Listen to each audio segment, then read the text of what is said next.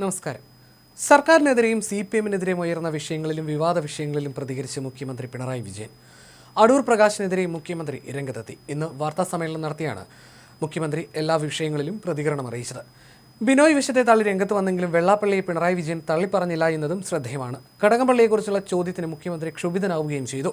ശബരിമല സ്വർണ്ണ കവർച്ച സംഭവിച്ചത് താങ്കൾ മുഖ്യമന്ത്രിയായിരുന്ന സമയത്തല്ലേ എന്നും അതേക്കുറിച്ച് ദേവസ്വം മന്ത്രിയായിരുന്ന കടകംപള്ളി സുരേന്ദ്രനോട് ചോദിച്ചിരുന്നു എന്നുമുള്ള ചോദ്യം ഉയർന്നപ്പോഴാണ് മുഖ്യമന്ത്രി ക്ഷുഭിതനായി പ്രതികരിച്ചത്. ഉണ്ണികൃഷ്ണൻ പോറ്റിയെ ആദ്യം കയറ്റിയത് കോൺഗ്രസ് നേതാവ് സോണിയാഗാന്ധിയുടെ വീട്ടിലാണെന്ന് മുഖ്യമന്ത്രി പിണറായി വിജയൻ പറഞ്ഞു. വിവാദത്തിൽ കോൺഗ്രസ് നേതാവും MP-യുമായ അടൂർ പ്രകാശിന്റെ പേര് വരുന്നത് എങ്ങനെയാണെന്ന് മുഖ്യമന്ത്രി ചോദിച്ചു. പോറ്റി ആദ്യം കയറിയത് എവിടെയാണ്? സോണിയാഗാന്ധിയും ഉണ്ണികൃഷ്ണൻ പോറ്റിയും തമ്മിലുള്ള കൂടിക്കാഴ്ചയിൽ തനിക്ക് പങ്കില്ല എന്ന് അടൂർ പ്രകാശ് പറയുന്നു. പോറ്റി വിളിച്ചാൽ പോകേണ്ട ആളാണോ അദ്ദേഹം?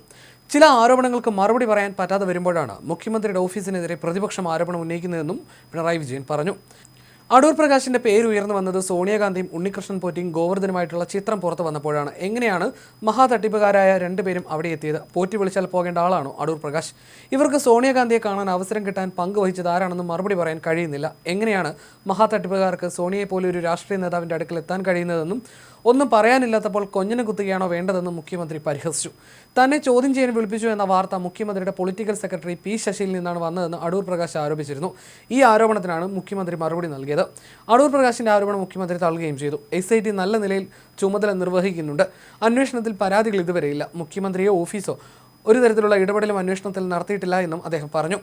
CPI-യുടെ വിമർശനത്തെക്കുറിച്ചും മുഖ്യമന്ത്രി പ്രതികരിച്ചു. CPI മുന്നണിയുടെ ഏറ്റവും പ്രധാനപ്പെട്ട ഘടകകക്ഷിയാണ്. ഊഷ്മളമായ ബന്ധമാണ് CPI-യുമായി ഉള്ളത്. അവർ ഏതെങ്കിലും തരത്തിലുള്ള ചതിയും വഞ്ചനയും കാണിക്കുന്നുവെന്ന ചിന്ത CPM-നില്ലെന്നും മുഖ്യമന്ത്രി പറഞ്ഞു. ബിനോയ് വിഷയമല്ല പിണറായി വിജയൻ എന്ന് വെള്ളാപ്പള്ളിയെ കാറിൽ കയറ്റിയത് സംബന്ധിച്ച ചോദ്യത്തിനും അദ്ദേഹം മറുപടി നൽകി. ബിനോയ് വിഷയം വെള്ളാപ്പള്ളിയെ കാറിൽ കയറ്റില്ലായിരിക്കും, പക്ഷേ ഞാൻ കയറ്റും. അത് ശരിയാണെന്നാണ് തന്റെ നിലപാടെന്നും മുഖ്യമന്ത്രി പറഞ്ഞു.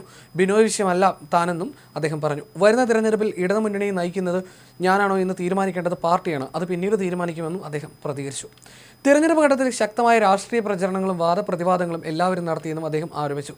ആ ഘട്ടം കഴിഞ്ഞെന്നും ഇനി മുന്നിലുള്ളത് പുതിയ ഉത്തരവാദിത്തങ്ങളാണെന്നും മുഖ്യമന്ത്രി പറഞ്ഞു. ഇന്ന് കാണുന്ന ത്രിതല പഞ്ചായത്ത് നഗരഭരണ സംവിധാനം രൂപപ്പെടുത്തുന്നതിന് പിന്നിൽ കേരളത്തിൻ്റെതായ സവിശേഷ ചരിത്രമുണ്ട്. ഭരണം കേവലം സെക്രട്ടേറിയറ്റിൽ കേന്ദ്രീകരിക്കുന്നതിന് പകരം താഴെത്തട്ടിലേക്ക് എത്തിക്കണമെന്നത് ആദ്യം ശുപാർശ ചെയ്തത് 1987 രൂപീകരിക്കപ്പെട്ട EMS-ന്റെ നേതൃത്വത്തിലുള്ള ഭരണപരിഷ്കാര കമ്മിറ്റിയാണ്. ശാസ്ത്രീയമായ സർവേയിലൂടെ കണ്ടെത്തിയ അതിദരിദ്രരെ ഓരോ ആവശ്യങ്ങളും നിർണ്ണയിച്ച് മൈക്രോ പ്ലാനുകൾ തയ്യാറാക്കി അതിദാരിദ്ര്യ നിർമ്മാർജ്ജനം സമയബന്ധിതമായി പൂർത്തിയാക്കാൻ കഴിഞ്ഞെന്നും മുഖ്യമന്ത്രി അവകാശപ്പെട്ടു. വയനാട് പുനരധിവാസ പദ്ധതിയിലെ വീടുകൾ അടുത്ത മാസം കൈമാറുമെന്നും അദ്ദേഹം പ്രതികരിച്ചു. നിലവിൽ 207 വീടുകളുടെ കോൺക്രീറ്റിംഗ് പൂർത്തിയായതായി മുഖ്യമന്ത്രി വാർത്താസമ്മേളനത്തിൽ പറഞ്ഞു.